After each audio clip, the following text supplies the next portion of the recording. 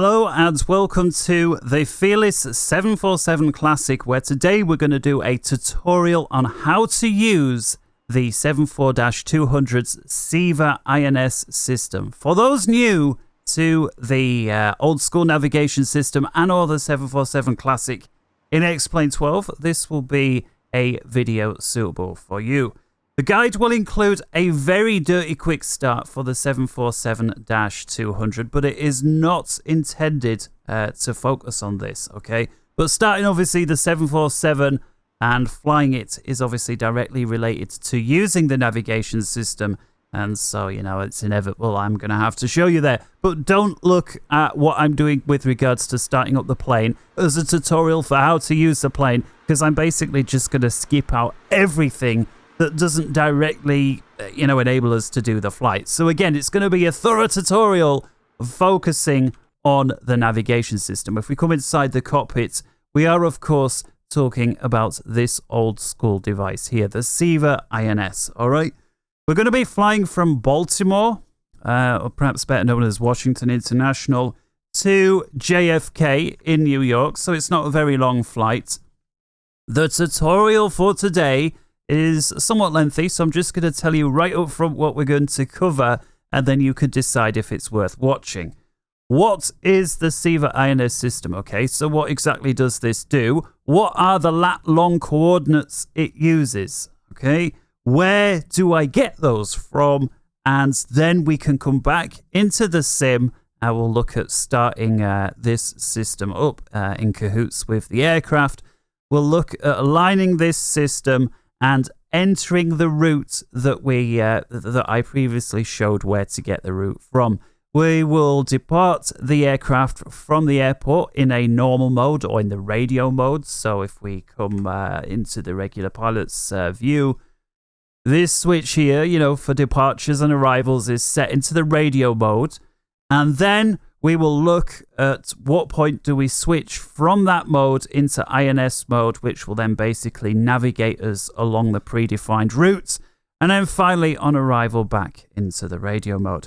You do not need a Navigraph subscription to do this or to follow along with the tutorial today, but I will use it to demo certain parts of what we're doing, just because it's a nice, easier, slicker way of doing so.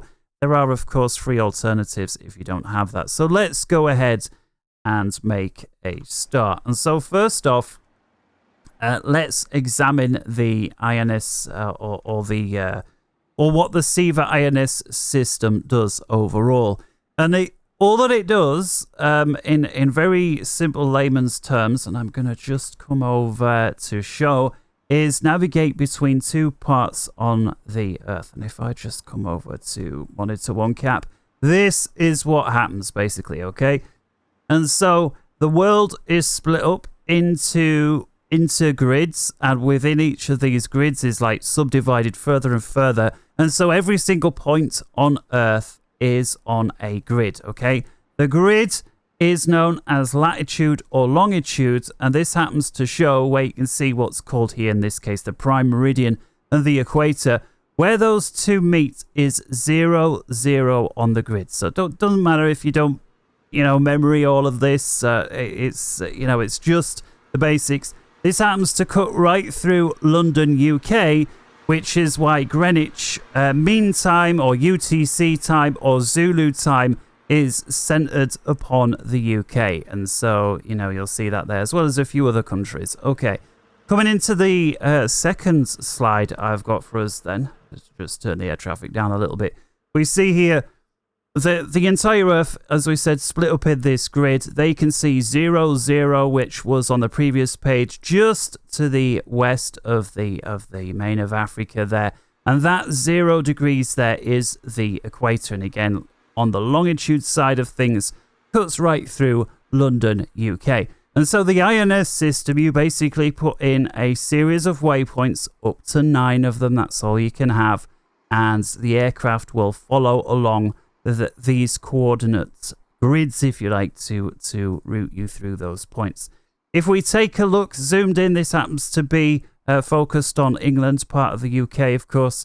the coordinates do get a little more precise. If I zoom in a little bit, here you can see, if we just go back, rather than them stepping in like 30-degree increments or 90 degrees, here they go by 1 degree at a time. So if we come to the sort of southern end of the UK here, 51 north, then it goes to 52, 53, 54, 55 north, and so on. And here we've got 0 west. So again, the 0, 0 going through London there as we come towards the west. 1, 2, 3, 4, 5 west, and so on.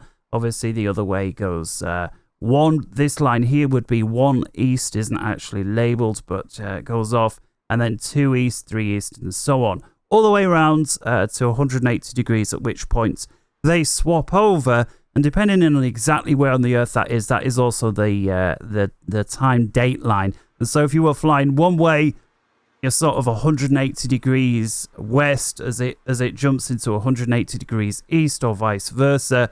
You'd be on a Tuesday lunchtime, suddenly you'd be on a Monday lunchtime, or if you were going the other way, it'd be Tuesday lunchtime, suddenly in a Wednesday lunchtime. So there's that. If we come over to the airport page, what I want to show here is that these coordinates actually break down and become more precise. And so here we see it's just, let's pick York here. Actually, don't live too far away. 54 north from York, 1 west. Okay, so you see it's ever so slightly off, but it's basically 54 north and 1 west. If we come over to this airport, which we'll actually be using for departure today, actually, no, this is, ignore what I just said. This is just a random airfield in Louisville, Kentucky. What we see here is, just pick anywhere on the map. Let's say, for argument's sake, this terminal building here where my mouse is, we see is if we should, the north always first, the north-south, or the latitude always comes first, longitude second. And if you ever mix that up, latitude, just think latitude sounds like ladder, and that comes first. You go up the ladder and then along. And so you see here's 38.10 north, or 38 degrees 10 minutes north. And if we come over here, then we see is 85 degrees 44 minutes west. And obviously each one of these little lines here would then subdivide that further. So for example, if we were to come across to the runway here, we see that would be 85.44. We see that here. Here we see 85.45. And so this would be 85.44.1, 0.2, 0.3, 0.4, 0.5. And so that right there is 85 degrees 44 minutes 0.5 to the west. Okay. And so that the entire world, including where you are right now, is split up into these coordinates, and you will have somewhere. And of course, you can just add another digit on and get ever more precise. Although the 7.4 Classic is precise down to 5 decimal points. So in other words, each one of these little ticks that you see here, that's as precise as the 7.4 Classic gets. And so if the aircraft is stood where my mouse is here, or it's stood here, or it's stood here, that would all basically register as the exact same point according to the Civa INS. But if it's here versus here, or here, then yes, it does recognize that as a difference. And then last but not least, this here, and again, doesn't matter whether you get this or not, but this is just to show another example. This here is actually the North Atlantic tracks.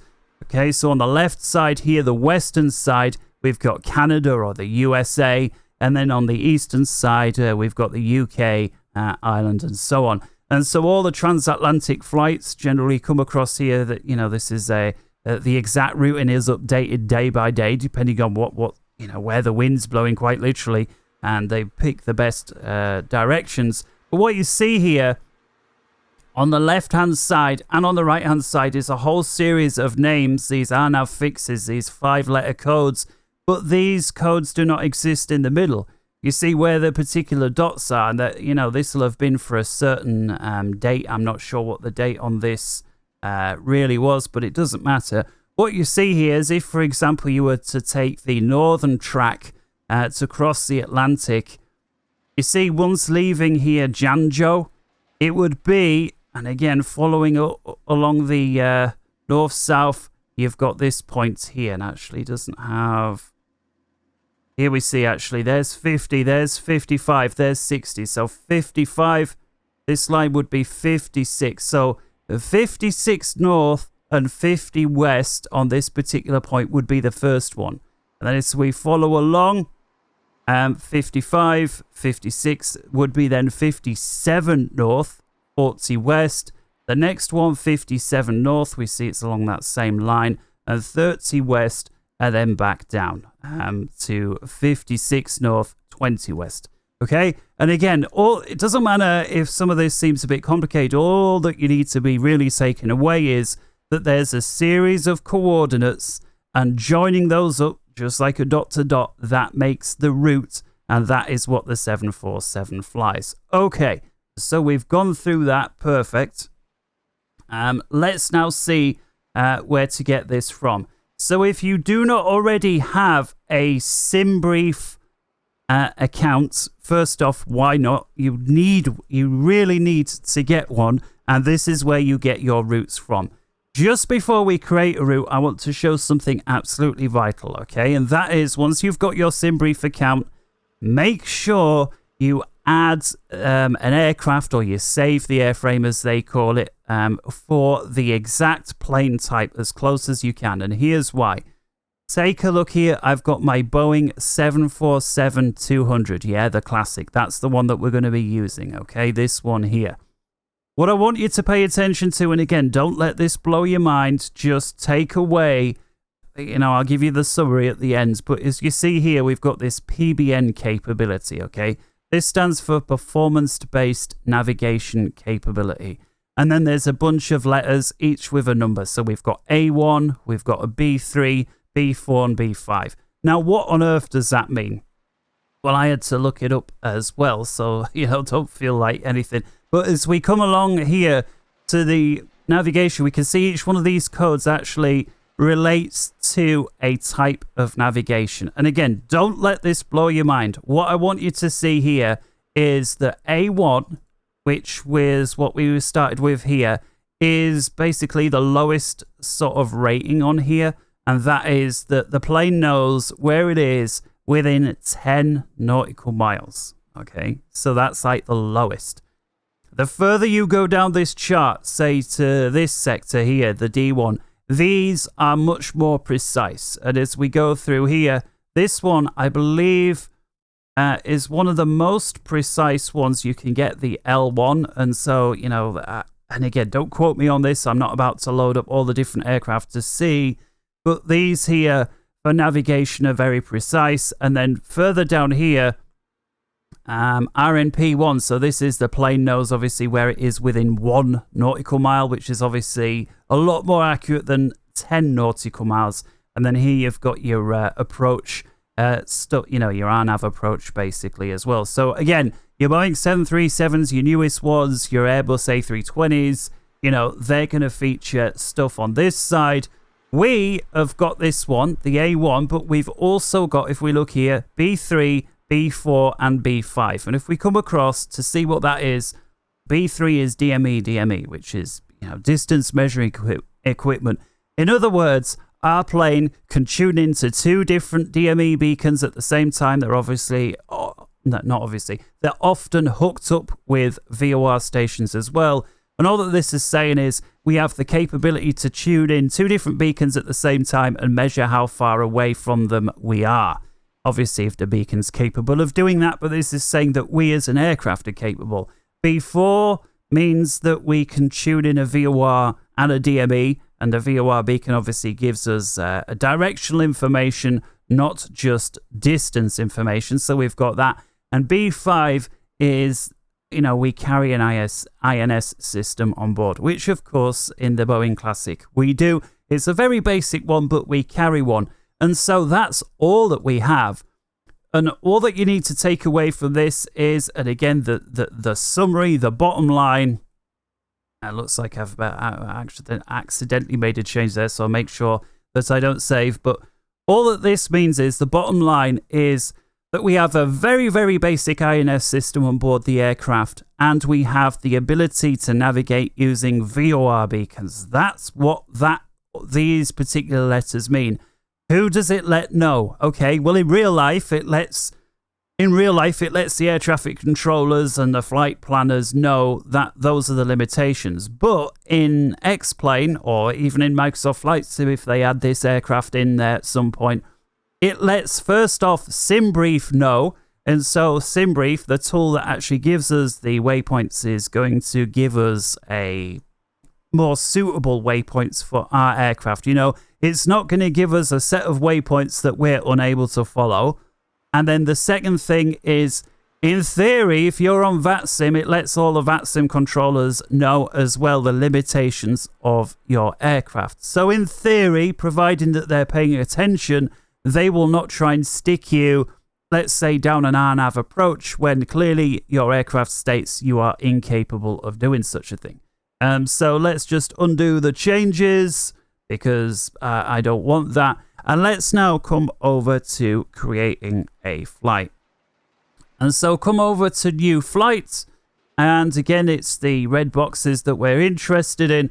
I'm going to come down to airframe. I'm going to start that there. And I'm going to select here my 747-200. That's the one we were just looking at. Departure. Here I'm going to set to our route for today, which, as we said, was, I'm just looking up my ICAO Baltimore, is KBWI. So KBWI. And then our arrival is JFK, KJFK. There we go. Boom. That's it. Okay. Now, I'm not going to worry about the rest of the stuff because, you know, that's beyond, you know, it's a lot of it's just fluff. Who you fly with? Well, we are flying with British Airways, so go on.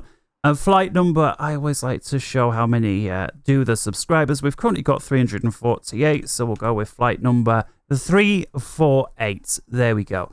Okay, I'm going to leave everything else as is, but you can already see that on the preview screen, we have been given our flight plan. And so I'm going to go ahead and click to generate the flight. And then that's going to knock out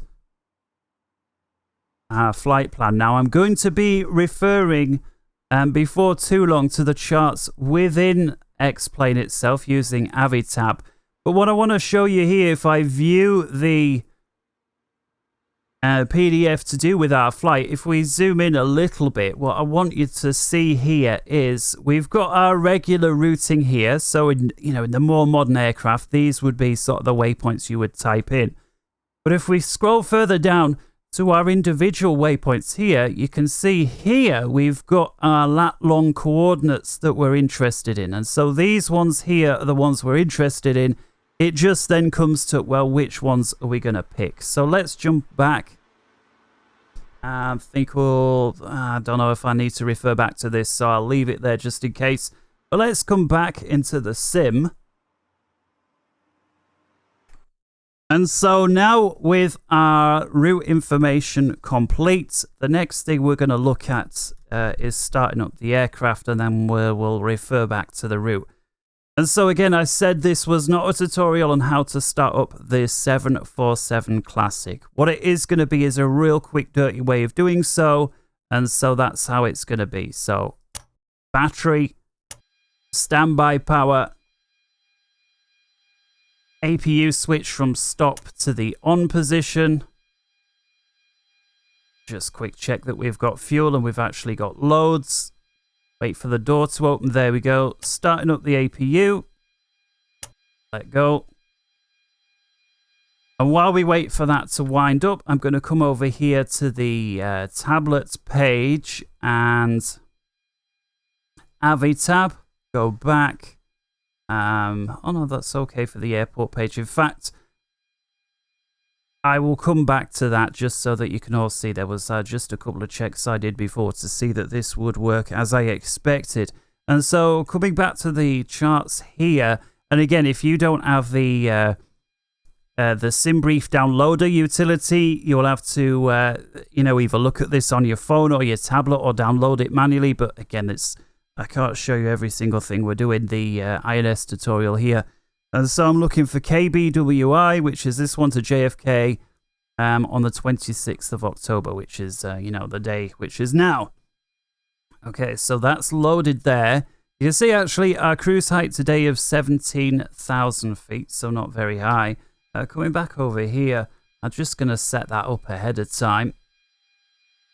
So cruising, they always recommend putting in an extra 1,000 feet. You can see actually altitude pressure would be in the negative.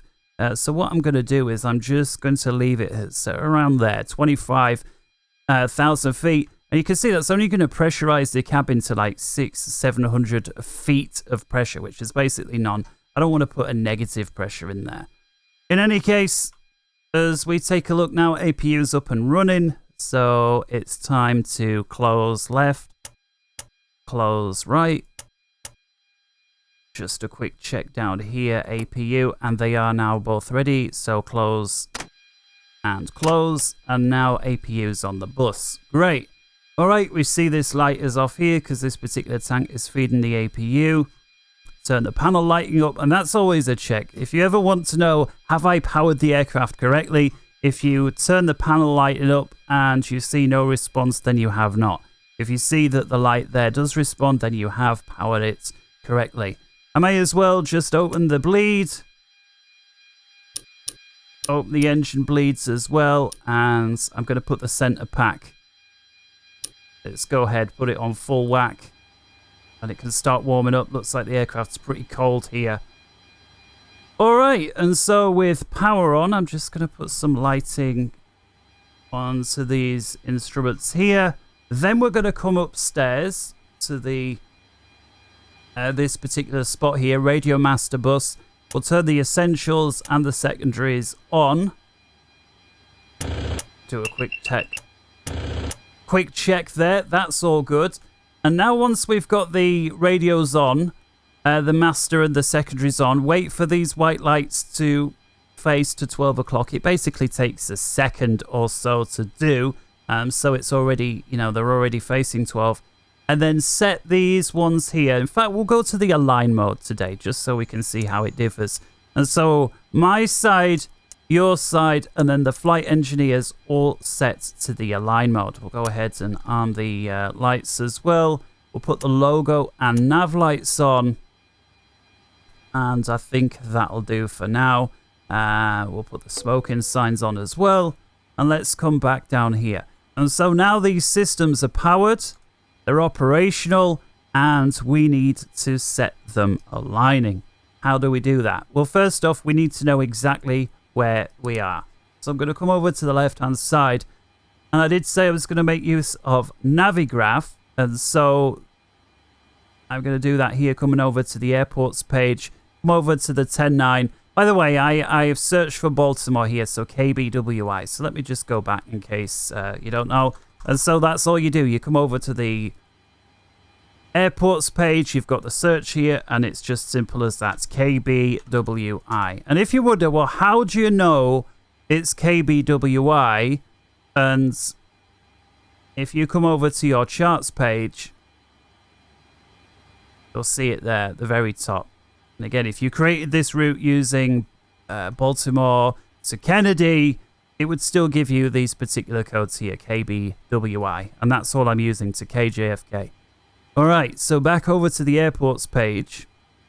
Now, if you do not have Navigraph and you search for KBWI, this will be the page that you have, okay? And you won't be able to press this button here. And what you will end up with is the airport page and some of this stuff here. You won't have anything else, all right? You'll also have, helpfully, the weather down there. I'm going to press this button here, come over to the airports page because I do have Navigraph, but I just want to show you how to get these coordinates if you don't, okay? So first off, let's cover the Navigraph way of doing it. And as you can see here, I'm on Pier C or Charlie of this central spot. So if I just come to the external view, turn that sound down. I don't think the APU sound is particularly great on the 7.4 Classic. But anyway, so this one here is Pier C or Pier Charlie. And as we zoom in, we can see we've got the various stands here. Charlie 10. Charlie 6, and you see we're on Charlie 4, okay? So we're on stand Charlie 4. And so where is that? Well, if you see these little dotted lines around where we are, and here you can see C109 Bravo for more details. So let's come over to 109 Bravo. That's this one. And so here you can see this here is a little more zoomed in. And so here's our stand here. Was it Charlie 4, Charlie 6? Memories, like I say, of Charlie 4. Okay, so we're standing right here. So what are the coordinates of Charlie 4? If you come back to the KBW page, and again, we're on the under the airport option here. If we come over to parking gate coords here, 109C, now we can go through this, and we're just looking for Charlie 6. There we go. And so these right here are the coordinates we need to begin. And again, lat long in that order. So lat, which is your north-south, think ladder, and then you've got your east-west. So it's north 39, 10, 7. Okay? North 39, 10, 7. And so to do that, and this system doesn't automatically align. It's before the days of GPS and all of that. Come over, move the big dial. The little dial here just change how bright or dim the screen is. Move the big dial over to the position page. You see you've got this little hole cut away there. Move it over to the position page. And this is something that you have to repeat on all the systems. Now, in real life, you know, somebody left a comment on my channel once saying, you know, they flew one of these, and basically the captain, first officer, and flight engineer each had to do their own position, and then each had to verify with everybody else that the position was correct, because if they got that wrong, basically the whole plane didn't know where it was right from the off, and that would obviously screw everything up. And so obviously we don't have the luxury of having 3 people here today, so I'm going to do them all. And again, you do have to do them all just for the position, okay? And so with the position selected, you can see default is 0, 0. Rather than me twisting my head all the time, I'm just going to load the charts over here, which is just so you can see an exact replica there of what we've got on the side. So as if I move this, you see it moves here, okay? So that is all there. There's nothing funny going on. And so Charlie 6, which is our stand, we're going to go ahead and put that in. And so N for north, and then it starts blinking, 39, 10, 7. 39, 10, 7. Then I'm going to press insert. There's a bit of a debate about whether that's required or not. I just do it just in case. Then we've got the west side, so W, and then we've got 076401. 076401. You don't necessarily need to put a leading edge 0 in, but I'm not going to overcomplicate things. Just type it exactly as you see there, and you'll be fine. Press insert. Okay, that's now our position, and it's now basically aligning on our, on the captain's side. But you're gonna, as we say, have to repeat this for them all. So just moving it over there. Position. North 3, 9, 10, 7. Enter. West 0, 7, 6, 4, 0, 1. Enter. 3, 9, 10, 7 to 7640.1. Looks good. And so let's come down now to the flight engineers one and do the same there. North 3, 9, 10, 7. Enter. West 0, 7, 6, 4, 0, 1. Boom.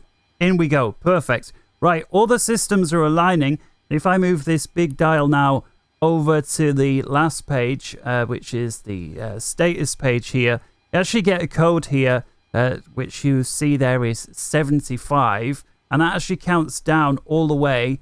If we use the captain's one, actually also still on 75.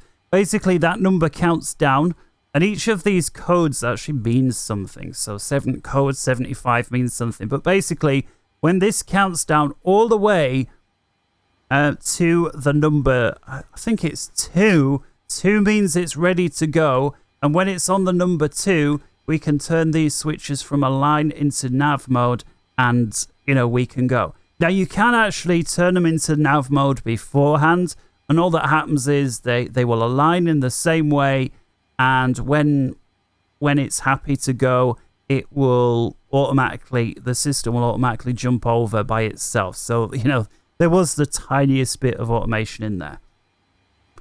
All right, so with our aircraft now aligning, let's go ahead and take a look at our route. And so I'm just going to get rid of this here because it just makes it a bit easier for me. We'll come over here on the left-hand side.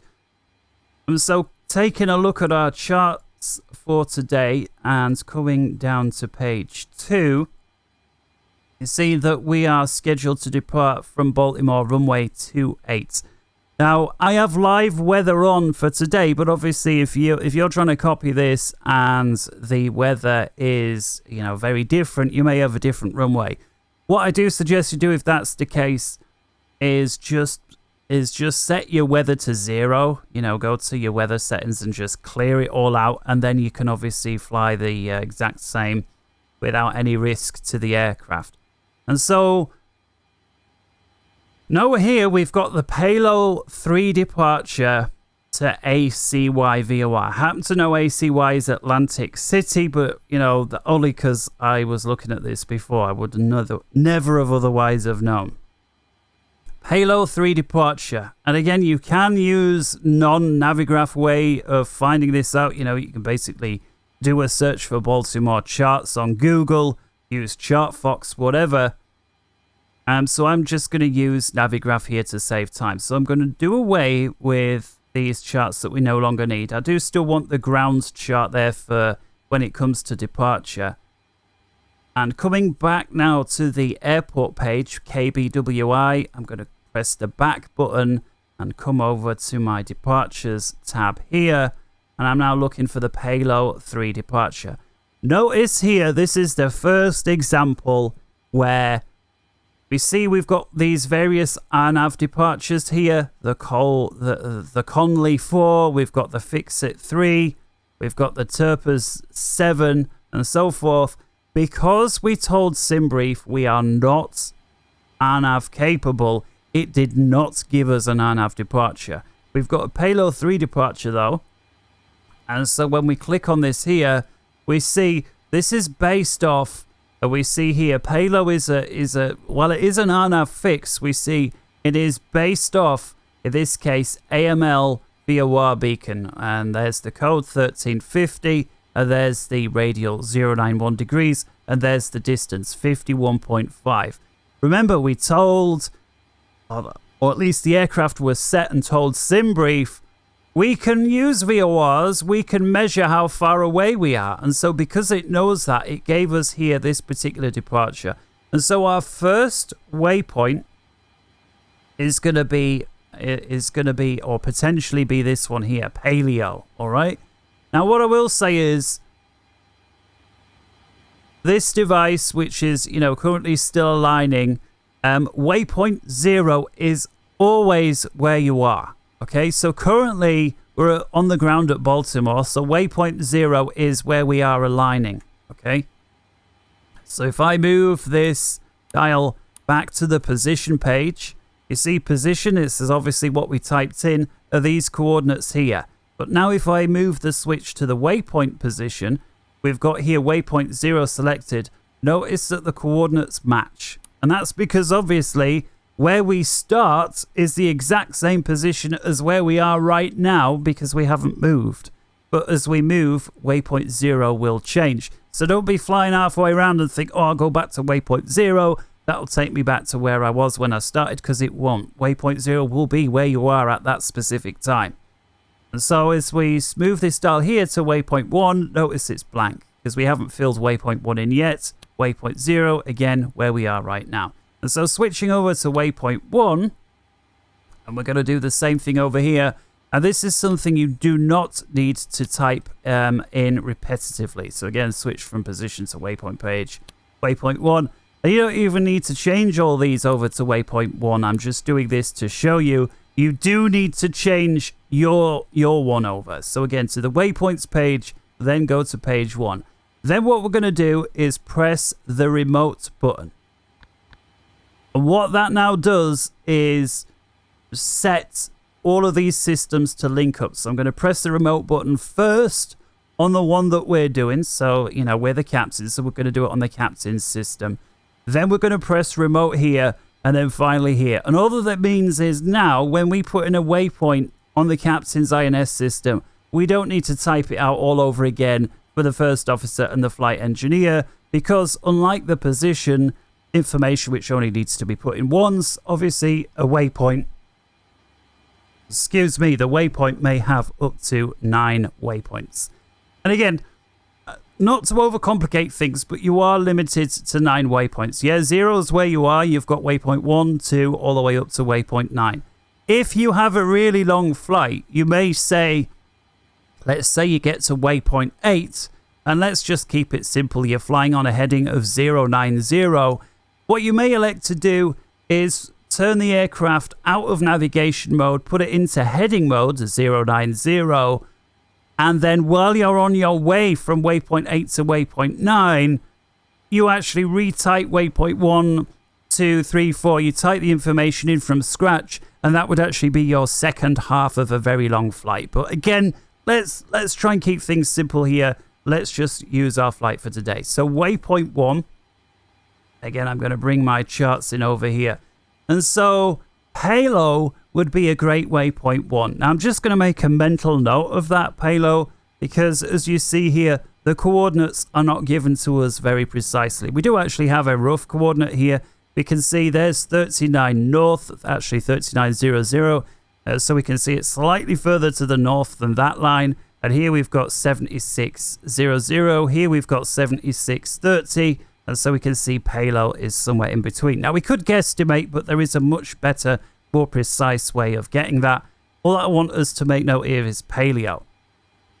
Now our specific departure is the Paleo 3 departure. And so notice here, this one is via ENO. That is not what we want. And again, we know this because we had the Atlantic City one, the ACY. Remember, it was the Palo 3 to ACY or Atlantic City. And so note here, as we fly along, we do not turn left here because, again, we're not going to ENO.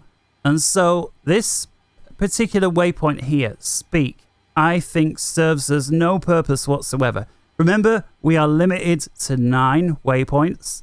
And so why would we waste a waypoint on Speak when if we look at this heading, 096 actually remains the case all the way here. In this case, to Donnell, let's call it. And so I am going to, again, mental note or write it down. Palo is going to be my first waypoint. Donnell is going to be my second waypoint. And then coming over here, Atlantic City is going to be my third waypoint. Now, this is a departure that should be able to be flown purely off VOR beacons. And so there may be some that say, well, actually, your first waypoint should be Atlantic City. And I'd agree with them, generally speaking. Excuse me again. But because we are on a very short flight, I'm just going to actually make it a little easier on myself and add Paleo as well as Donnell in as waypoints. And so the way I'm going to do this, again, Paleo, Donnell, and Atlantic City, that they're going to be literally waypoint 1, waypoint 2, and waypoint 3. So I'm going to come back to my home button and then go back to the charts. And again, whether you're using Navitab to do this, or whether you've printed it off, or you've got a tablet by the side of your desk, or whatever, doesn't matter. Here we see Paleo 3. So let's now scroll further down. And in this particular instance, it's on page 4. Here we've got the Baltimore departure. So this here is the airfields. Here we see Paleo 3. We've actually got a top of climb reference here because we're not climbing very high. Here we see the first waypoint, Paleo. That was the first one. There's Speak. Remember I said we want to skip that one out because we've only got so many. Here's Donnell. Remember I said we did want to use that one. That's going to be our waypoint 2. And here we've got Atlantic City, which is, you know, the last point on our departure, the Paleo 3 departure. And here's the VOR beacon information. There's the code, there's the frequency, and more important for this part of the tutorial, the lat long. So let's go ahead and start with Paleo. Okay, the first waypoint. with waypoint mode selected, we've got number 1 set there. We're going to start. And so same again, lat long first. And you see helpfully they've actually put it into the correct order. So north 39017. North 39017. Boom. Insert. Next one. West 076224. 076224 west. Boom. There we go. Waypoint 1. And because we had the remote button pushed, notice we can confirm that that has indeed copied over. And so now, without having to confirm because we know it's working, I'm now going to switch this little dial here to waypoint 2. If you zoom in, there's actually this very little sort of, I don't know what to call that switch. It's actually not animated as I move it, but it's one of those little, you can see the 3D bits prodding out. You can imagine how that would sort of rotate around. So over to waypoint 2 then. And again, we said we was going to ignore speak. We've got Donnell.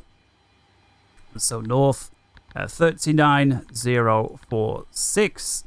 Insert. And then the west side is 075183. Boom. Okay. Waypoint 2 is sorted. Let's switch to waypoint 3, Atlantic City. North 39274. And just to show you that it can be done, we're going to miss the leading 0, not the trailing edge. So if there's zeros on the end, they have to be included, but the leading. And so west 074, you don't need to put the 0 in, so we could just go west and then start with 74 and then 346. Notice it still has the 0 there. And so great. So that now is Atlantic City. Okay. What about the waypoints subsequent? Well, let's take a look at the charts. I'm not sure if I can do this without using Navigraph, but if I scroll all the way down to my route here, I realize it's not going to show us the individual waypoints, but if we remember here, this was our first waypoint that we put in. This was speak that we skipped out. This was the second point. And this point here was Atlantic City. So taking a look at this, and there's a better way of doing this. Just let me come over to, this is here, much better way. So if we come back over to Simbri for 1 second, this was our plan. This one we can zoom in, but as we do so, we actually get the individual waypoints. So these were the ones that we was after. Again, for the departure, there's Paleo, there's Speak, there's Donnell, and there's Atlantic City VOR. The only reason I'm showing you this view is it just lets us see the exact name of the waypoint, and you're not just having to trust me that I'm remembering it right, but you can actually see it here. So what I want to show now is, yes, we could put in every single waypoint, but remember, we're limited to 9. So what I'm going to do is lazily skip out certain waypoints that appear to be in part of within a straight line. So if we see here, Atlantic City, we need that one, and we need this one here, Pansy. But notice between Pansy, the top of descent, and this one here, Winks, and then even this one called Cars, notice these all appear to be in a straight line. So I'm going to put Pansy as my next waypoint, and then I'm going to skip top of descent. Obviously is not really a waypoint, that's just where we start coming down. But I am going to skip Winks out, and I'm going to go straight to Cars. So Pansy and Cars are my next 2 waypoints. And again, if you want to know why I did that, because I'm limited in waypoints, these waypoints fall in a straight line. In other words, if I'm going direct from Pansy to Cars, I'm already going to be flying through Winks. And, and if there's 10 waypoints in a row and they're all in a straight line, if you're going direct from the first to the last, by definition, you're going to cross through the intermediate ones. Remember, you're non-ANAF capable anyway, and so ATC can't really expect ever for you to fly direct to a certain waypoint because you're incapable of doing that in this aircraft. And so Pansy, Cars, let's get those waypoints. So again, coming back into X-Plane. Here we go. And I'll bring you back. There we go. Pansy and Cars. So come back to the charts. back to page, I think it was page 3. Zoom out a little bit. No, it wasn't. It was page 4. There we go. So Atlantic City, there's Pansy. So this is going to become our waypoint 4, as we've said. Pansy, there we go. And you can see it is on the airway, the Tango 315 airway, but, you know, we're ignoring airways. Again, we're non-airway compatible in this aircraft because we can't do RNAV. So Pansy, North 39406, that's the top one.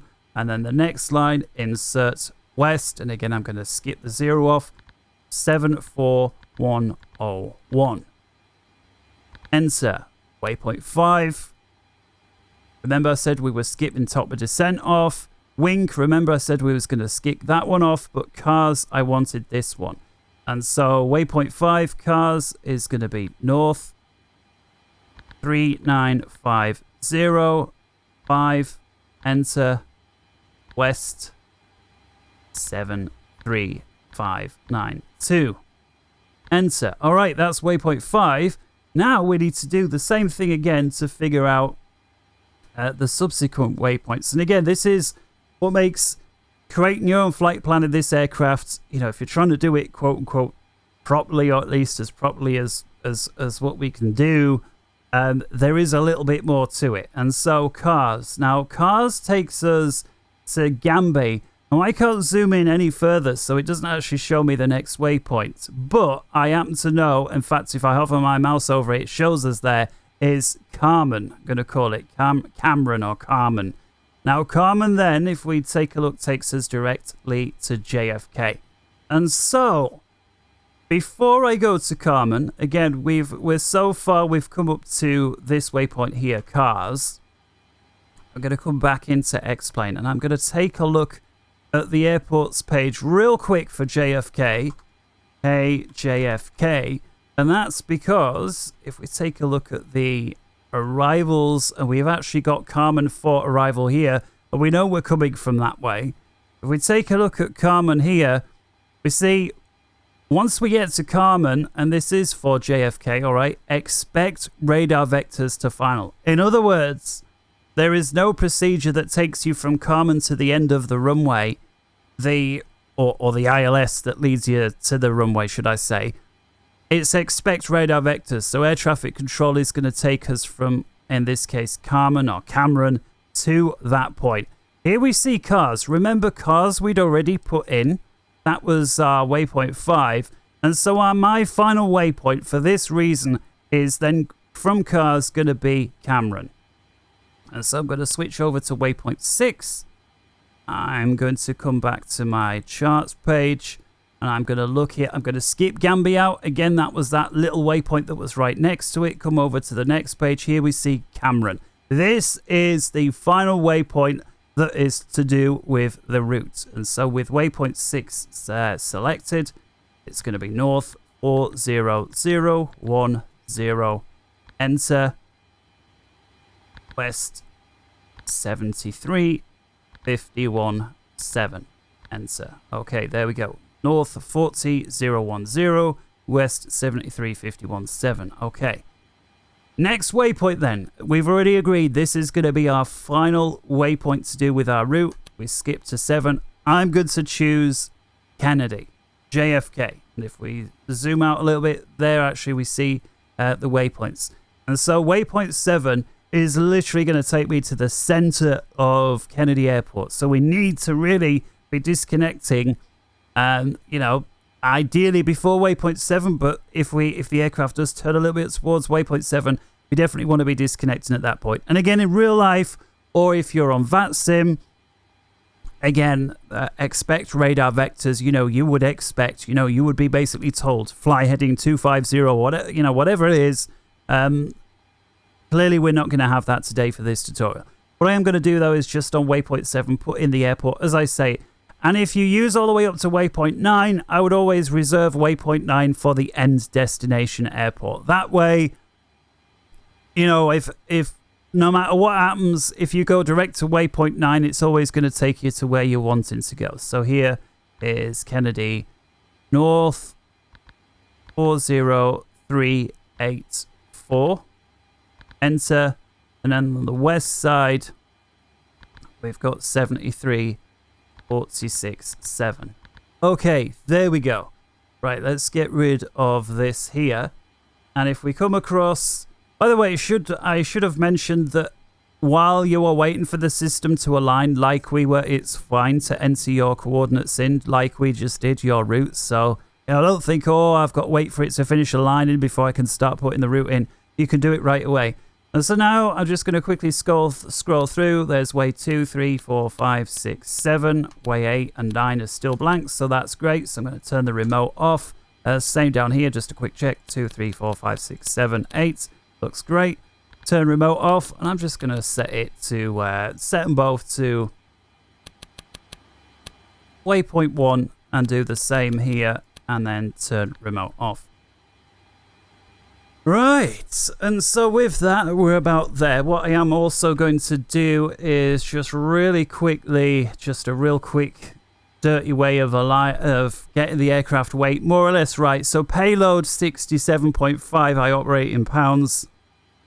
Fuel 57.9. So I'm going to call that, let's just call it 70,000 pounds payload, 60,000 pounds fuel.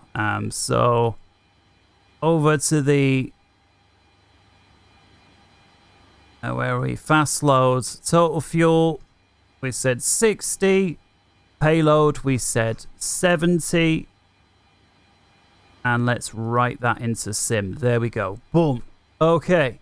Taking a look up top. Notice here we've got 3 green lights because we had these in align mode and we left them there. The green lights means that the system is aligned and ready to go. So I'm going to switch it into nav.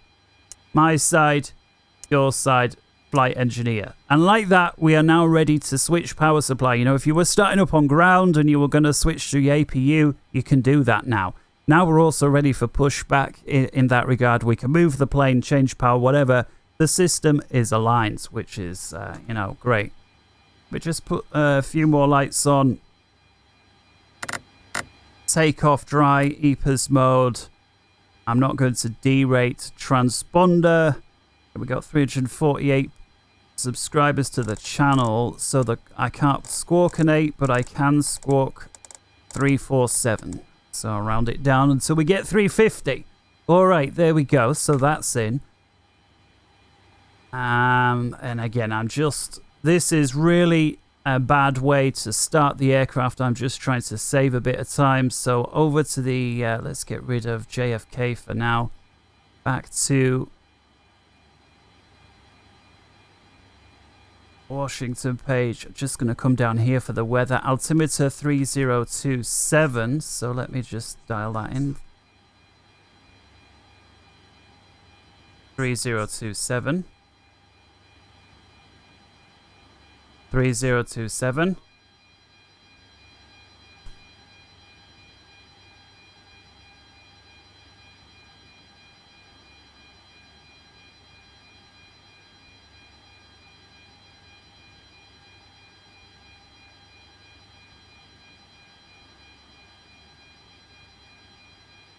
Apologies for that. 3027. There we go. My phone decided to play an audiobook I was listening to just randomly. Okay, so there we go. 3027 set. We've got fuel and the payload about right. So I'm going to go ahead and put all the fuel pumps on now. Minus the center tanks because we've got no fuel in there. My cat's decided to hang herself over my right arm, as she likes to do when I'm on computer using the mouse, which is okay, but it doesn't work so well when I'm trying to use the joystick. All right. Electric pump on. Check that the master caution for the brake pressure goes out, which it does. Shut that one off again.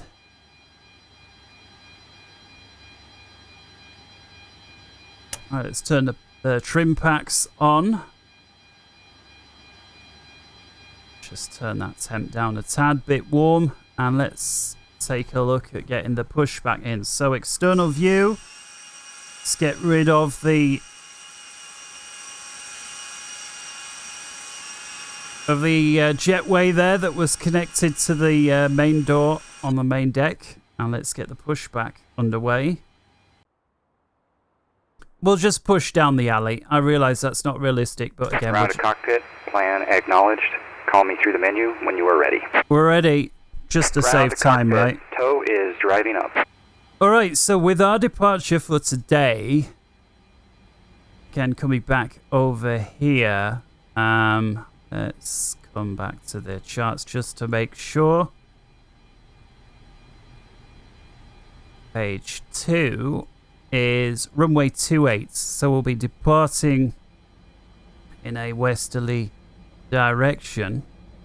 But our first waypoint, so that's this one here, our first waypoint is Paleo. So you can see here, for our departure, we need to take off and then turn left 150 degrees to then intercept this one.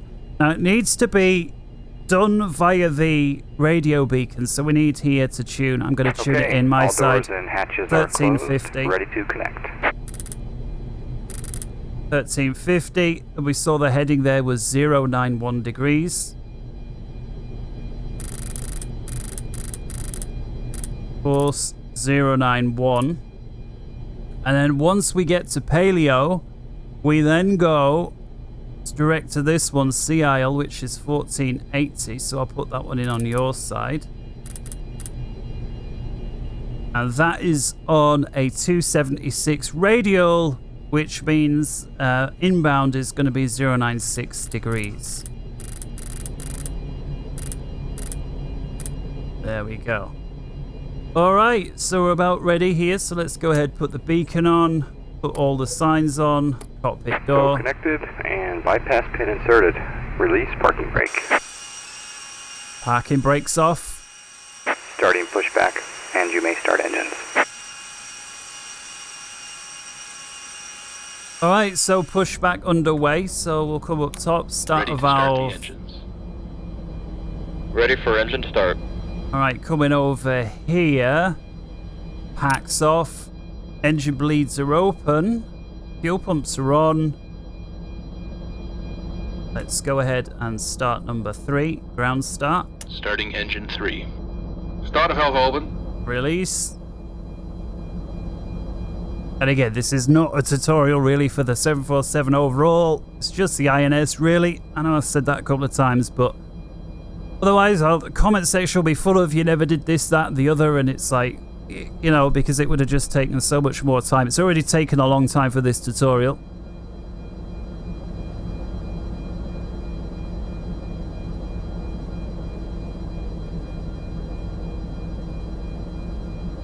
%, and 2. Alright, 20%. With that, we're ready to put fuel in on number 3, so when Fuel it goes... on. Light up. And we've got more or less instant ignition there. Perfect. Starter off. Alright, and we're stabilizing, and now I'm going to use the cross bleed to start all the rest of them. Starting engine 2. Starter valve open. Starting engine 4. Starter valve open. Starting engine 1. Starter valve open. Alright, there we go. And they're all winding up. Operation complete. Set parking brake. Disconnecting tow. A bit loud there, apologies. Parking brake set and is now disconnecting.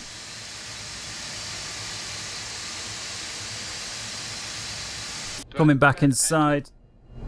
Looks like we're ready with some of the engines. 20% and 2. Alright, so engine 2.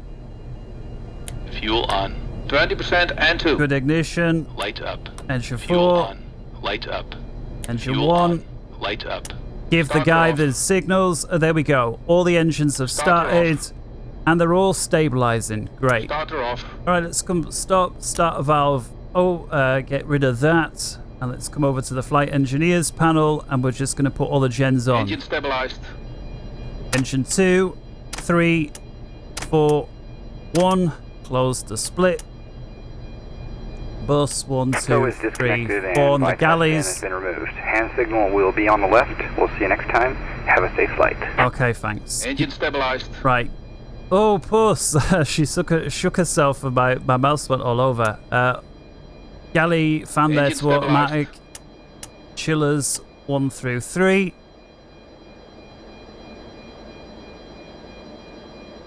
Okay, APU bleed. Let's turn that one off.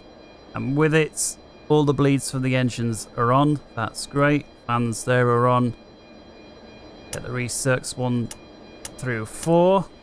I'm going to leave the gaspers off just because they make a bit more of a racket. Come over to the right hand side. We'll set the hydraulics there to automatic. Wrong button. Sorry about that.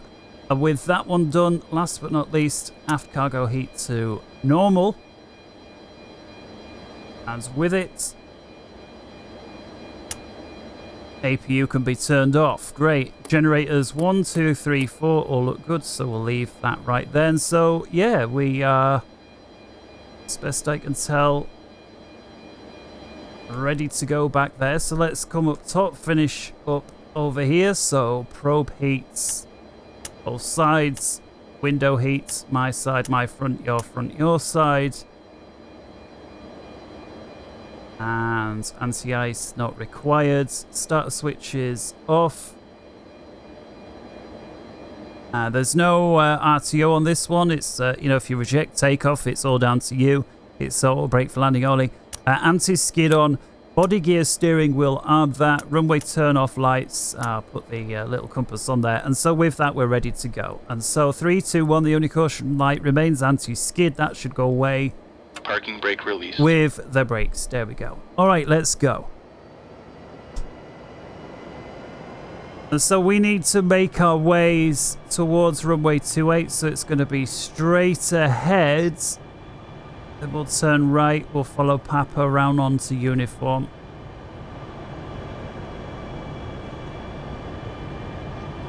While we're on the way, I'm going to go ahead set my flaps to 1, 5, 10, 20. Plus we don't have a speed yet. Still got a few bits and pieces to do. See, there's a truck. Oh, good job he moved because we're coming. I wasn't going to wait for him, I assure you. Okay. So we need a little shimmy here to the right. And then we're left on Papa.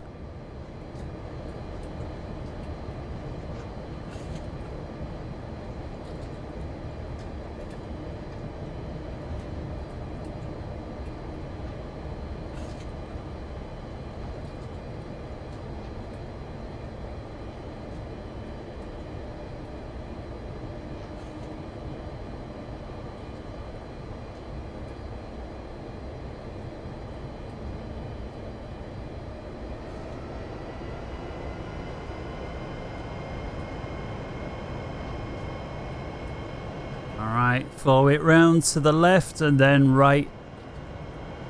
As we see straight ahead there becomes uniform. Right, flaps 20 is set. We'll take a look at the speeds once we get there. I'm not going to try doing it while I'm taxiing this heavy thing.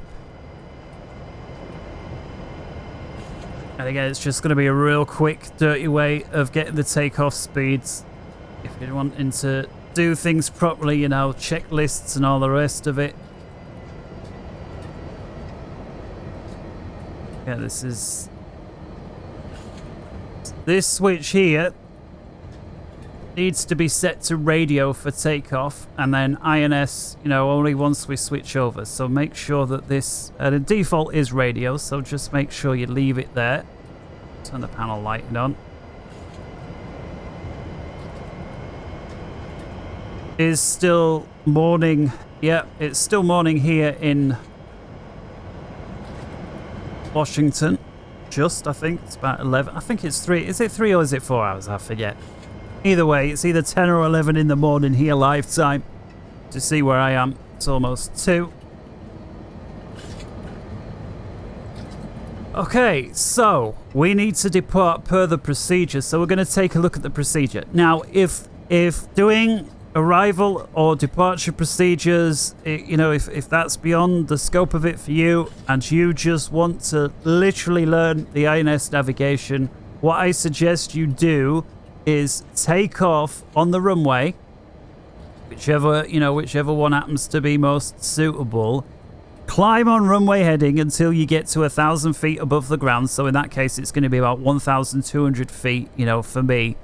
And then make a turn towards your first waypoint. And I'll show you how to do that in a bit. But because I am going to be doing the procedures for this takeoff, you know, obviously, you know, that varies a little bit. So let's come to a full stop. And I'm just going to set the aircraft up ready to go. So I'm going to put flight start on all the engines. So that's, you know, basically like your continuous relight set.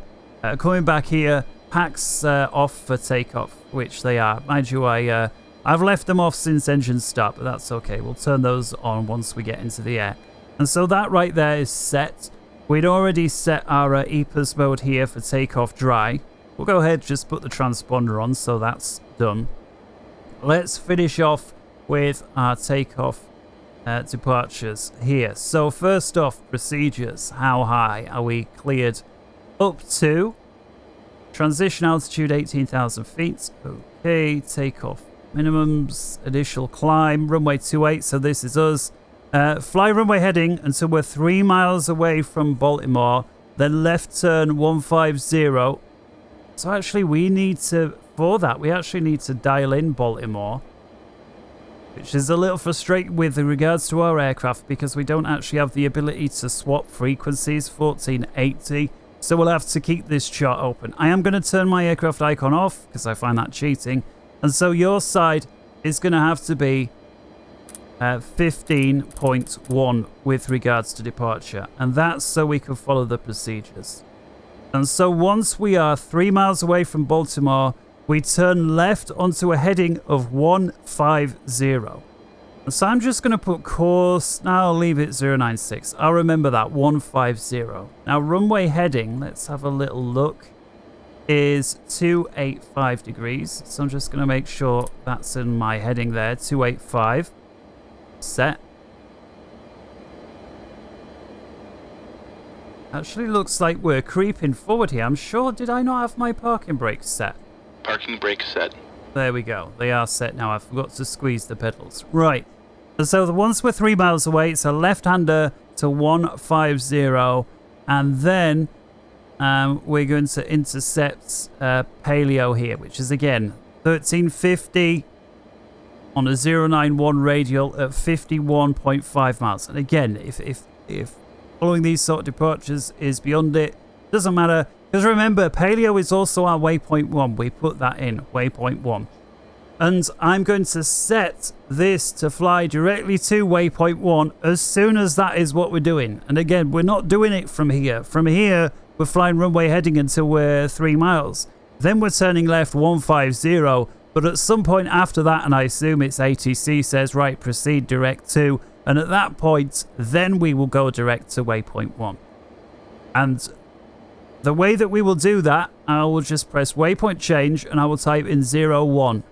And the reason I will do that is 0 is always where we are, and obviously to waypoint 1. So if I say waypoint change 01, what that says to this machine is go from where I am right now, whether that's here, whether it's a mile away from the runway, whether it's in 10 minutes after takeoff, doesn't matter. Pressing 01 will take me from where I am in that moment in time directly to waypoint 1. If I set this dial over here, this will actually give me the heading that I need to turn. And this is the way I like to fly. And on the right side, I put distance time. And so this tells me how far I am away. So you see here, we're 50 miles away because we're currently routing towards waypoint 1. We're 15 miles away. And it reckons it's going to take us 999. And that's because we're not moving. Okay, so as soon as we start rolling, the time, this is in minutes, that it takes us to get there will tick down.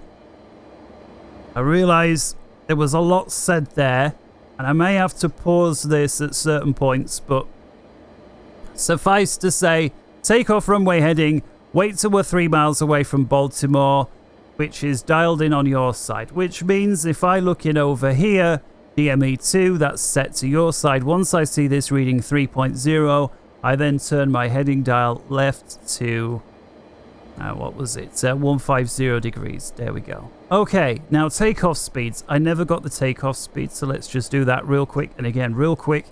So I'm just going to read the weights from the sim, set flaps 20. I'm going to read the weather from the sim. Airport elevation is lower down, and the heading is 280, and I'm going to set those. And again, that's just a real quick, dirty way of doing it. Notice there V2 is 138 knots. That sets automatically with this device for some reason. I don't know why, but setting speed bugs are these ones here. So, you know, we've got our speed there. So decision speed around almost 15, 114, rotating around 120, and then it's 138. Okay. Let's release the brakes. Parking brake released. What was the trim, by the way, was 3.4 units. See, default's far too high. There's 3.4. Happens to be outside the green band for today, so green band nose down. There we go. All right. Put all the lights on as soon as we are clear for takeoff. Strobe lights, wing lights, everything's on. Mustn't forget to get rid of body gear steering once we're in line with the runway. Got the transponder, we've already done that one.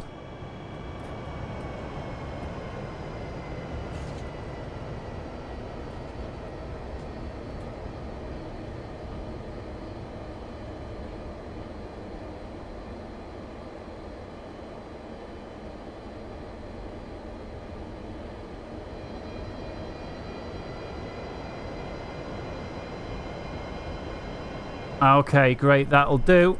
I realize it's not perfect, but it's not far off. Okay, straighten the wheels up, wait till we are straight, get rid of body gear steering. Okay, initial climb, it's going to be quite steep because as you see we're light, and so flight directors, my side, your side. Initially, I don't know if it can go past 15, it used to get stuck at 15, so there's 10 degrees, there's 12 and a half. There's 15. Yeah, it does still get stuck at 15. So we'll just remember to go straight to 17 degrees. And so with that, let's go. Winding the engines up. Stabilized. Takeoff thrust.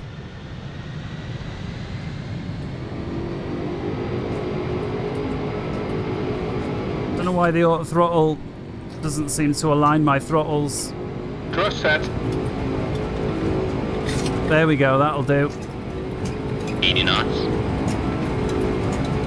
Check. And again, we're doing normal radio departure. Nothing to do with the INS yet. Rotate. There's rotate speed. Positive rate. Here. Gear up. And there's 17 degrees. That's what we were shooting for. So I'm going to trim to try and hold it there. I just put the autopilot on.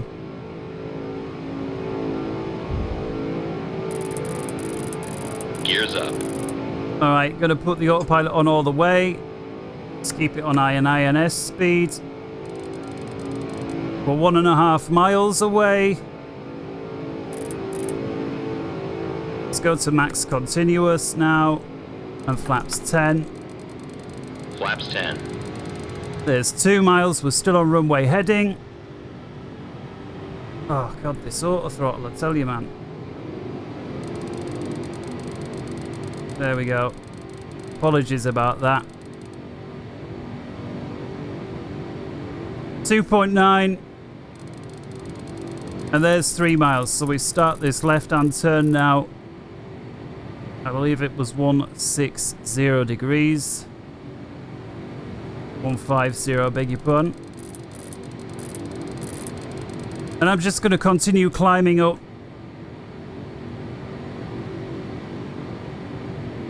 Let's switch over to vertical speed and just lower the nose a bit so we can accelerate. I'm going to go for 250. No need for high-speed climb today. Flaps 5. Flaps 5.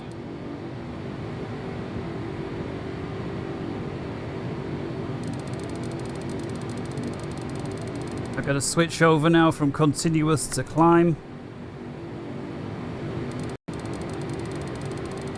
Flaps 1. Flaps 1.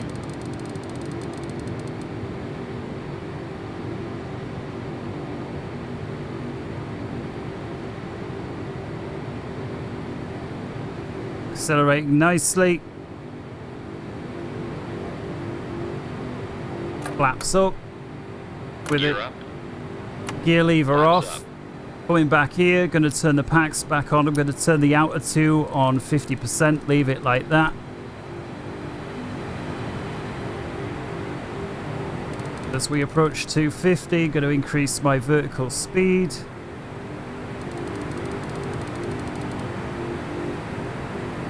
And IAS mode on. There we go. All right, cruising height. Seeing as I didn't actually put a top of climb in for departure. Initial climb, but does it actually say?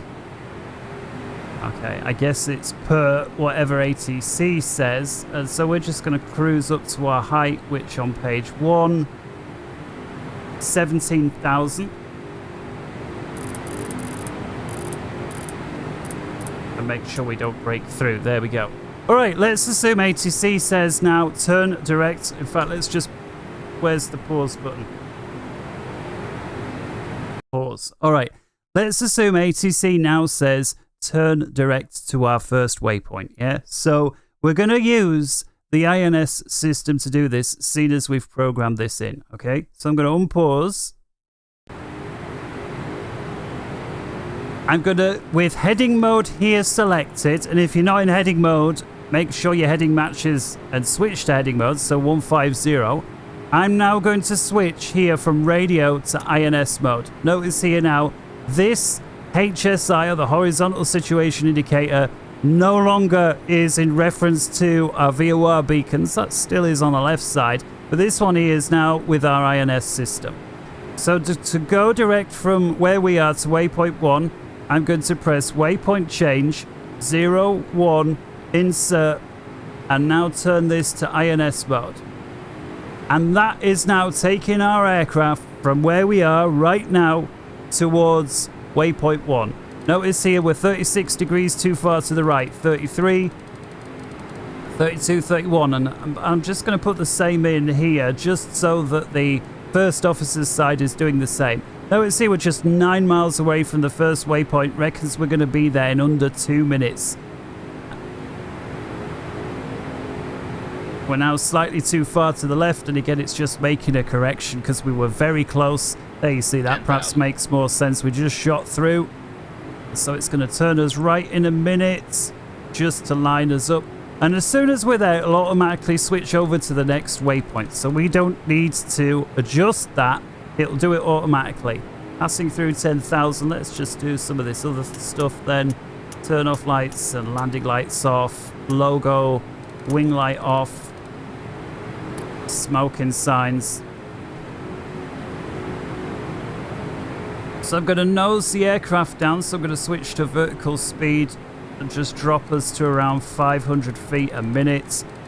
And I'm going to look for something like 300 knots. I think that will be fine because it is a relatively short flight today. And so look here, 4 miles away, and we're more or less in line now with where it wants us to be. Just 1 degree, and there we're bang on. 3 miles, half a minute to go. 0.5 is half a minute, so you know it's not in seconds.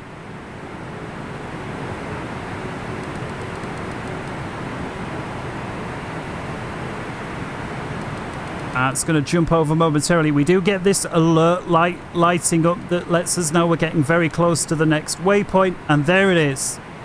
So next waypoint now, as you see, 50 miles away, reckons it's going to take us 7 minutes to do so. Let's switch back to IAS mode for the climb. Slightly shot through 300, never mind. Climb at 320 then. So it reckons it's going to take us around 7 minutes to get the 48 miles. And we are now directly towards waypoint 2. And we know that because if we look at the numbers now, we see from 1 to 2. So it's from waypoint 1 towards waypoint 2.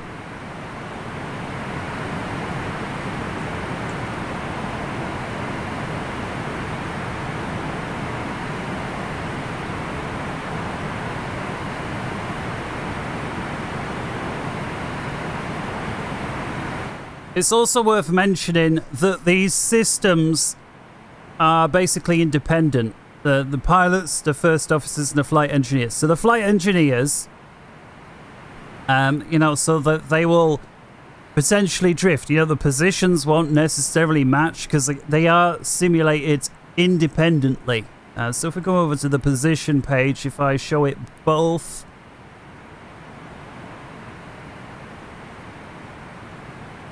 as of right now, they're an exact match, but the further you fly, you'll expect that to ever so slightly begin to wander a little bit. I'm kind of surprised they're still an exact match. Oh, I hate this here with the throttles. Down to level off. Right, there we go. Nearly there to level off. But anyway, I'm going to come back here to the track mode, which shows me basically, do I need to steer and how far am I off track? So this, if I go back to the distance right there, that's obvious. That's how far to the next waypoint. That's how long it's going to take. This here is how far off track we are. So 00 is basically we're bang on. Let's say it said 1.0 and that there is R. That stands for R. You know, the other one left is more obvious, the L. That looks like that. And so what that means is we're bang on. So if it said 1.0 L, that would mean we're 1 nautical mile left of the track, and the track is again directly from waypoint 1 towards waypoint 2. And this here is the heading. And so let's say this said 5L. What that means is you're 5 degrees too much to the left, so you need to turn to the right 5 degrees again to go directly to. In fact, I can demonstrate that. And so here we are. We're currently on 0. What's this? About 0.85, 0.86 degrees. So let's just go for 0.75. And if I put this now into heading mode, watch what happens now. So there's a little turn to the left. And as we turn too far to the left, here you see it. So we've got left. And so again, 3L, 4L, that means 5L, 5 degrees. I am not really paying attention to what's going on. Let's change this to Mach. Let's change it to speed mode, cruise thrust. That was my bad. I'm going to put it back into Mach mode. There we go. Alright, that's just my fault for not paying attention to the speed. But in any case, here you see now, we're 18 degrees too far to the left. Now 19, now 20. And you see there, we're starting to get left of track, obviously. We're too far to the left by 20 degrees. Stands to reason that we're going to start deviating. We're now 1.5 miles right now off track. Again, if I set that to the right, notice here the amount of degrees too far to the left starts diminishing. And that's... Oh, come off it, man. I'm just going to switch to the speed mode, seen as the Mach cruise mode. I guess we're far too low for Mach cruise, so that's understandable. Look now, 0 degrees, and there you can see we're heading directly towards the next waypoint. But you can see there, we're too far to the left. And again, because of that little shimmy to the right, we're actually very close to the next waypoint. Look at that. We're only 2 minutes away. 16 nautical miles or so. So what I'm going to do is put this back into INS mode and let the autopilot correct for itself, which it will do. It will try and get back in line. As you see there, we're 2 miles too far to the left. Now 1.9 miles, and it's already leveling the wings off. About a 20-degree intercept angle. And again, we're 20 degrees too far to the right because it's trying to correct for this offset to the left. So after this waypoint here, this was our second waypoint. Remember, our third waypoint was Atlantic City. So if we come back to the airports page, it will actually show our icon here. So there we are. We saw our little deviation there that we did. And so our next waypoint is Donnell. So this is this one here that we're currently 10 miles away. Reckons we're going to be there in just under 1.5 minutes. And then it's left direct to Atlantic City. Now in real life, you'd still be using the radios to do this. Unless, of course, you were doing this really short flight to try and be helpful towards yourself. And so 108.60. So I'm going to go ahead and dial that in on my side. 108.60. If we see here, our heading is 066. So I'm going to put that in on the course, 066. So if we look here on the left-hand side, this right here, DME1, that's what we've just tuned in, Atlantic City. There we see the needle pointing directly towards it. And this right here, still heading towards the previous waypoint. We see we've got 4 miles to go. And then once we get very close to that waypoint, we expect the autopilot to turn left. It will try and smooth off the turn for us, as the more modern aircraft do. There we go. And now our next waypoint happens to be where Atlantic City is. And so the distance of our waypoint should more or less match with the distance to the VOR beacon. As you can see there, they do. And the needles will point ideally in the same direction. Now, obviously, if you're doing this, the needles are wrong or the distance is off, then, you know, you've done something wrong. And so right there, that is now set to follow. And again, so long as we've got this in INS mode, we've got this autopilot dial here onto the INS. So this is your steering mode, right? Heading mode, is it VOR, is it the ILS? We've got it in the INS mode. So it's rigged up to this particular system here. So our next waypoint, Atlantic City, there you see is 37 miles away.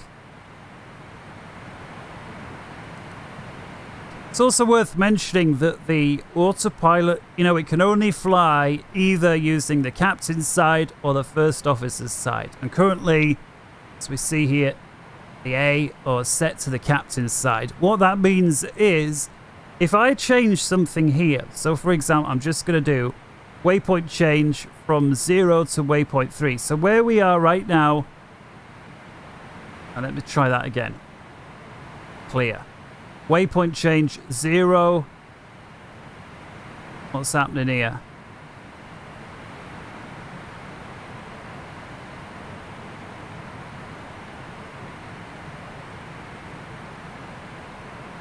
It's actually not letting me type in, which is interesting. 0, 3. There we go. All right, insert. So from 0 to 3. So from where we are right now to waypoint 3, I've changed on your side. Yeah, so some of the readouts on here are going to be slightly different than over here. So if I come over to the... I guess that's more or less good. I'll tell you what, we'll go here direct from 0 to waypoint 4. Now that obviously won't match. So if we come over to the distance page, we're obviously closer to waypoint 3 than we are to waypoint 4. Notice here, 26 miles to waypoint 3, 49 miles to waypoint 4.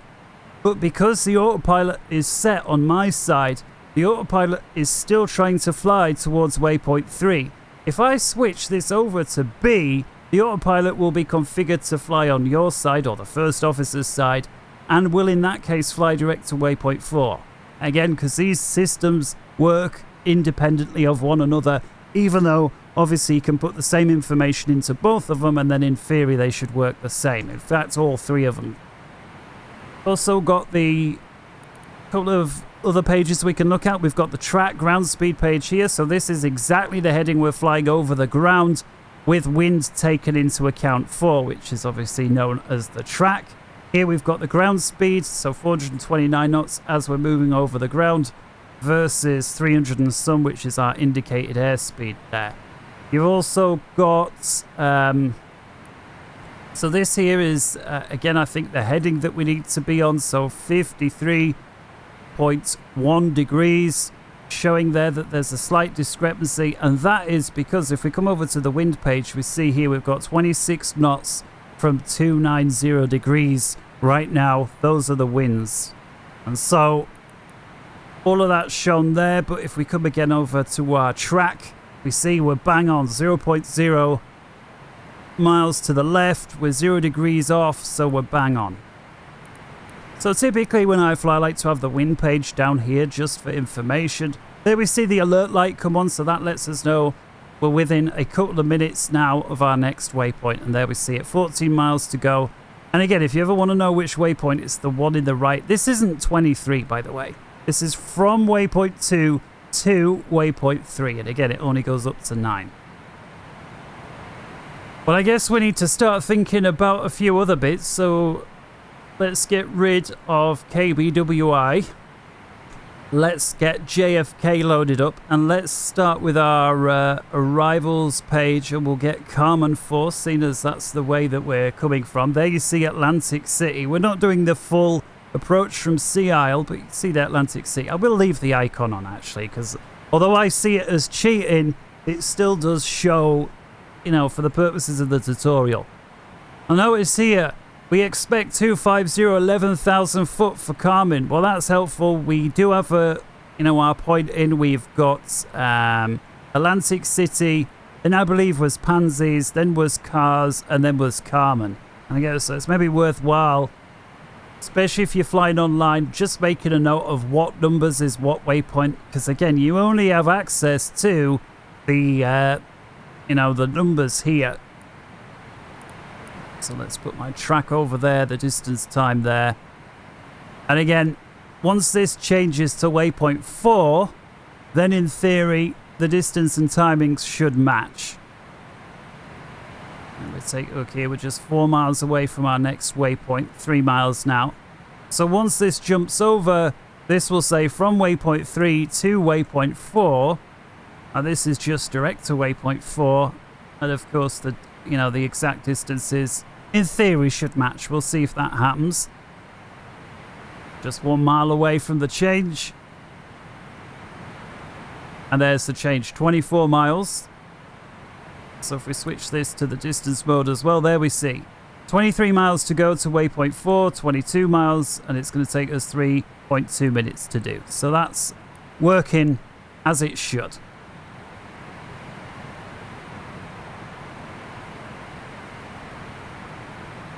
All right, well, seeing as, you know, we'll ignore this restriction here at Hogs, seeing as we're not flying through that particular one, but our restriction here at Carmen, and then at JFK, we'll see actually if we've got any ATIS information here.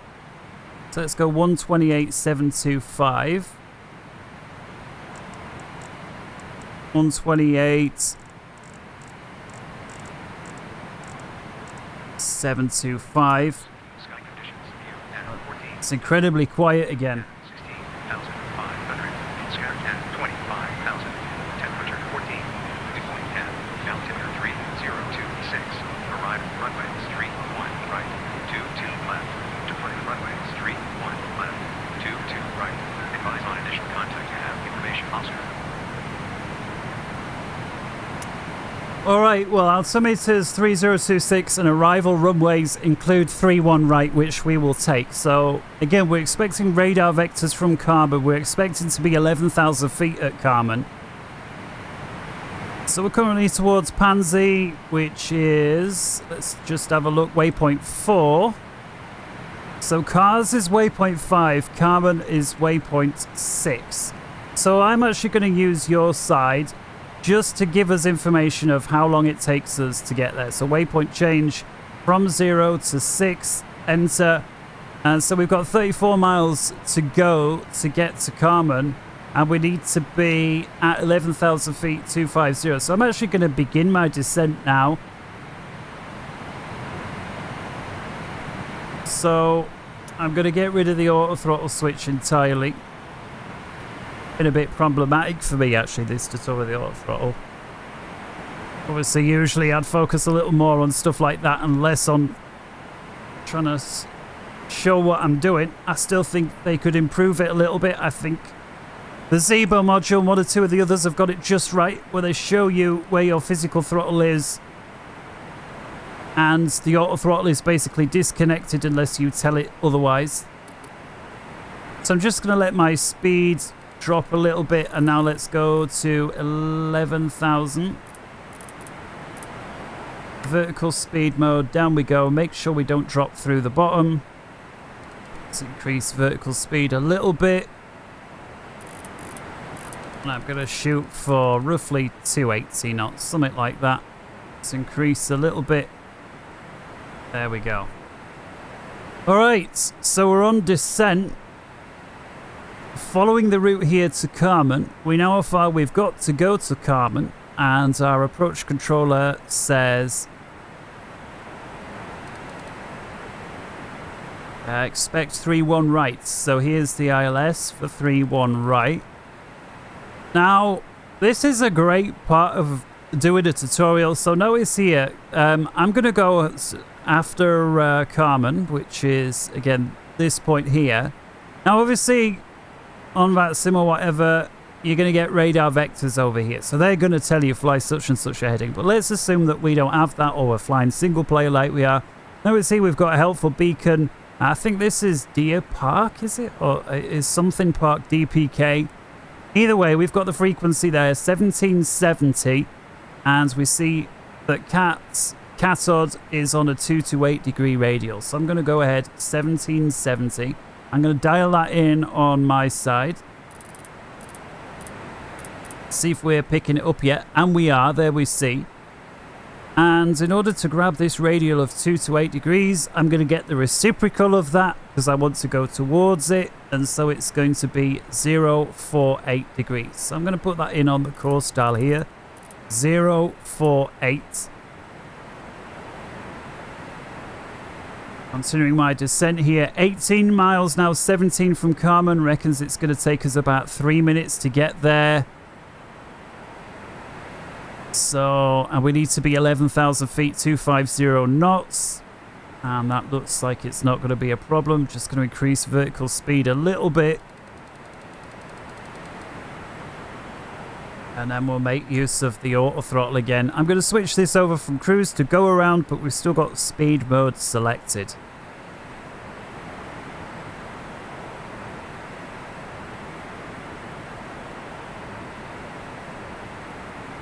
Right, we actually see this needle here does point directly towards where we want to go, which is great. You know, we want to be towards this particular direction. Level off.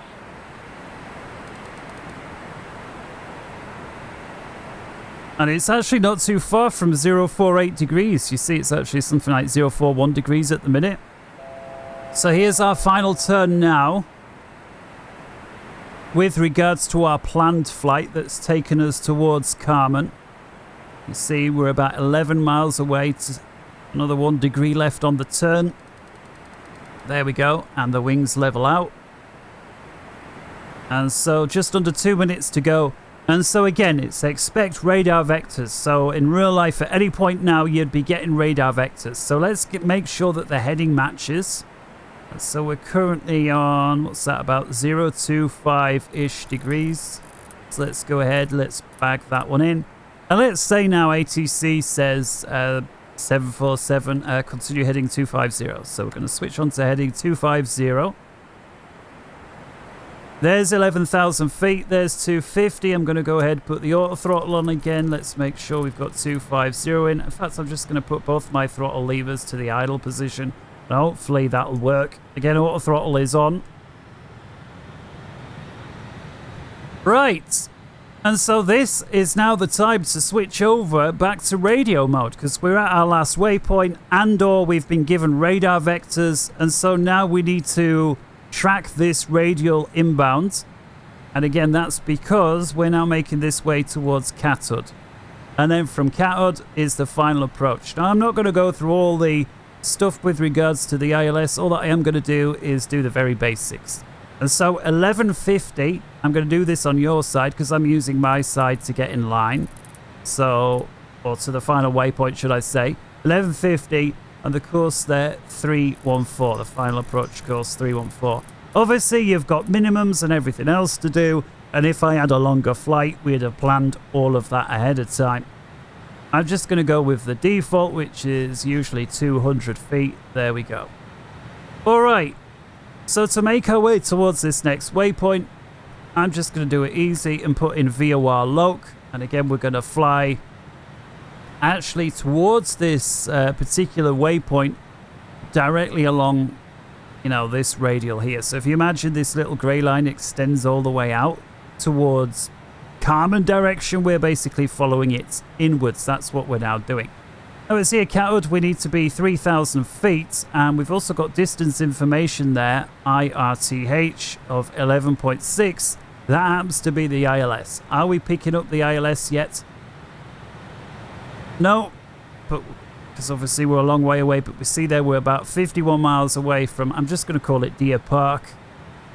Be helpful if there was some sort of distance information from Deer Park there.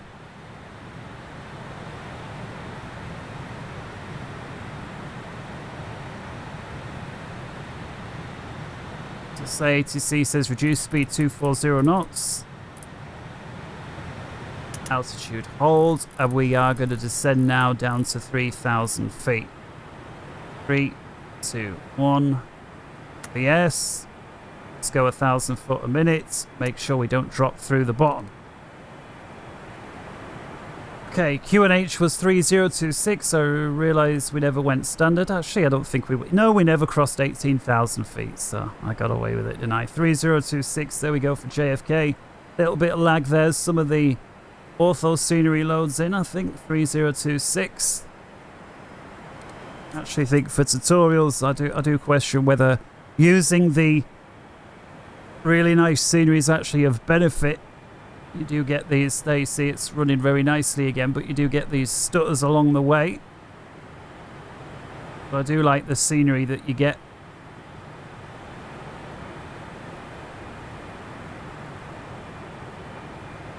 Alright, so at this point, I would set this to 09, so waypoint change 09, because remember where we are to final destination, which is JFK. 10,000. Let's go ahead, put the heading on. And I'm going to put 09 here as well. Insert, and leave that on distance. So it's not 09, is it? It was 07. 7 was the final waypoint. 07. Insert. There we go. So we've got 26 miles to go. Yeah, so we need to descend a little quicker.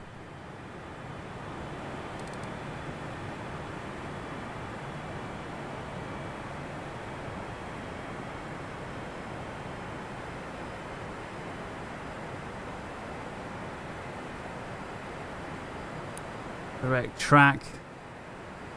So if we was wanting to go direct to JFK, we would have to turn left 25 degrees now. So in other words, we're 25 degrees too far to the right. Because remember, when I said 0 to 7, 7 being JFK, 0 being where we are, this, you know, the track here takes us directly there. So 20, now we need to turn, we're 26 degrees too far to the right. So if we look roughly 26 degrees to the left, which I'm going to guess is vaguely over there, we'd expect to see JFK. I'm wondering actually if that could be a very distant runway, although I don't want to risk it. Guessing, I guess over there's the Hudson.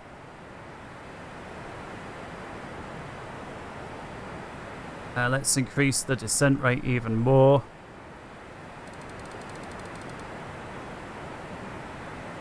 Great, we've got ILS information in 20 miles. And we see here this point is when we're 11.6 miles. So now, when that says 11.6, we already know we've tuned in for the ILS. And we are in line with this radial, which was 48 degrees inbound, or the 228 radial. So we're coming in. So once we see 11.8, we know we're at this point. 11.6, I beg your pardon. And so we're going to turn left just before. We do need to make sure we are at 3,000 feet. So I'm going to go ahead, put the air brakes on, and just increase the descent rate. I realise I'm busting through all the restrictions here, but I'm just trying to show the end of it where you switch from INS mode back to radio. And again, obviously in 7.4, typically you'd do a longer flight route, you'd have a lot more time, but it would just make this video far too long.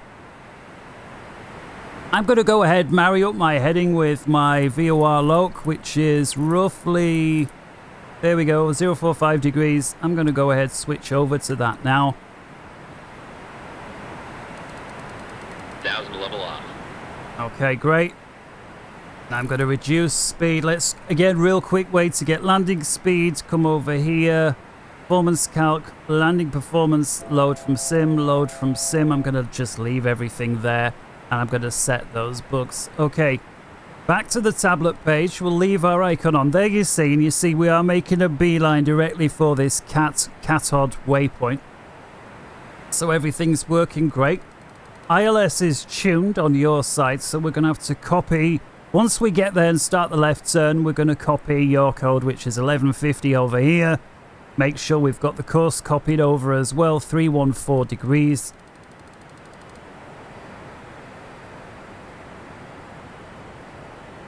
Okay, level at 3000. Perfect. Let's go ahead, put altitude hold in. I'm going to get rid of the air brakes. Auto brakes, let's go for minimum because we know it's a long runway. We'll go ahead, put all the lights on. Let's see, we've been cleared to land and all that good stuff. Said I'd miss one or two things off, didn't I? There we go. All right, flaps 1. Flaps 1. Flaps 5. Flaps 5. And reduce to 180. And there you see, we're ready for the turn now, so let's go. 314. Actually, I think I left that a little bit late. There's 11.4. And so let's go ahead, get 1150 over here. Let's get the course to marry.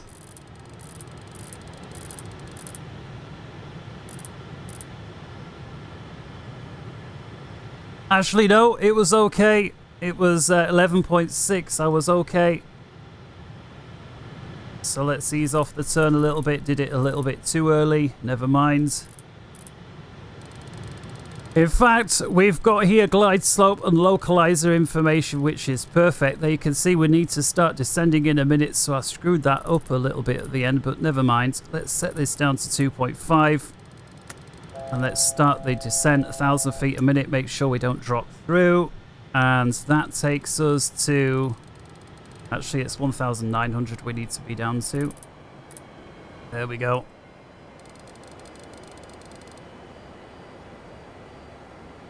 So we're bang on the glide slope, as you can see here, but we're still too far to the left. We need to be a little further to the right still. And there is the runway. That's actually the left-hand runway there. The right-hand runway, we're coming up to it. So I'm going to go ahead and put the ILS mode in here.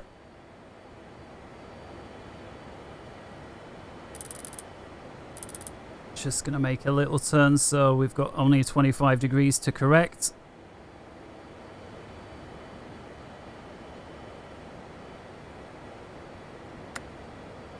Just heard it change over.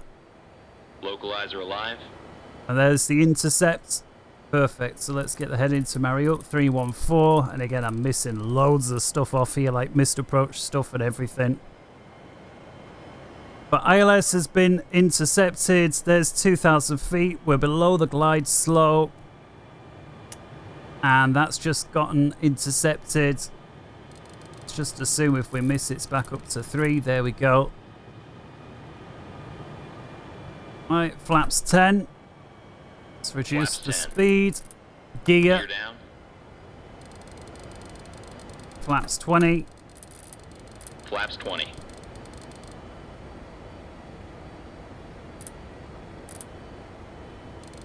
And so there you go, ladies and gentlemen. I hope you enjoyed the INS tutorial. I hope you found it useful.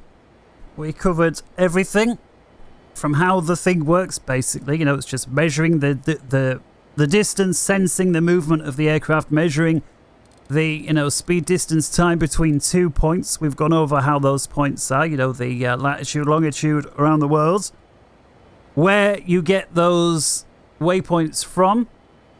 Now, sim brief, remember to make sure that you've got the aircraft set up correctly. So don't just pick any odd 747, think that'll do. You need to pick the older one. Make sure you have the INS, or the, should I say the performance-based navigation set correctly, which I think it is by default, but again. Flaps 25. Flaps 30. And then we've starting the aircraft together with the Civa, aligning it, picking the most suitable waypoint routes, you know, making a note of them, whether you write it down, which I suggest you do, especially if you're online.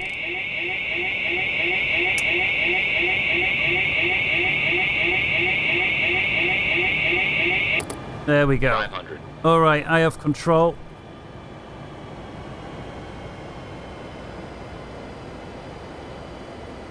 For a manual landing here at JFK. Tempting here to fly lower, but of course we've got this displaced threshold. Glide slope. Glide slope. It's okay. Glide slope. It's okay. Glide slope. That's actually Glide not, slope. is it? But Glide slope. there we go, we've corrected. Glide 50, slope. 40, Glide 30, slope. 20, 10. Holding it, come on, come on. And touchdown. Check reverse. Reversers are in.